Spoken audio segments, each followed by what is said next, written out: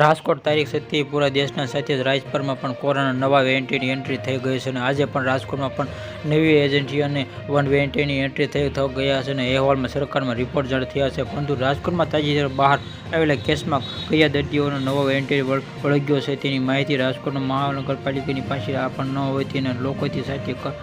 કોર્પો તંત્રને ચિંતાનું પડ્યું. સરકારી રિપોર્ટમાં આ બાદ સૂત્રોનું કહ્યું છે કે રાજકોટમાં ગત અઠવાડિયામાં લાંબા સમય બાદ કોરોના કેસ બહાર આવ્યો છે અને અક્ષર મહિલાઓના પોઝિટિવ કોરોના નિદાનમાં ઘરમાં કરવટી કરવા આરોગ્ય વિભાગનો નજીક સંપર્ક ટેસ્ટ કરતા કાર્યવાહી જો કે આ બાદ કેસમાં સહિતમાં માહિતી રાજકોટમાં મહાનગરપાલિકામાં જાહેર કરી. સરકારે રિપોર્ટ સરકારી સૂચના અને લોકો કદીતરી આપેલ વિગત જાહેર કરી છે અને ધ્યાનમાં આપી આ પૂરો દેશના સાથે ગુજરાતમાં પણ કોરોના નવા કેસ જાહેર થયા છે અને નવા વેરિયન્ટ પણ ઉલ્લેખ છે કે અમદાવાદમાં સાથે રાજકોટ પણ 2 કેસ હોવાનો ઉલ્લેખ છે અને મનપા આરોગ્ય વિભાગ ક્રિયા દર્દીઓનો રિપોર્ટ નવો વેરિયન્ટ છે અને માલુમ નથી અને તેને શું કાર્યવાહી કરવી તે પણ ચિંતા છે.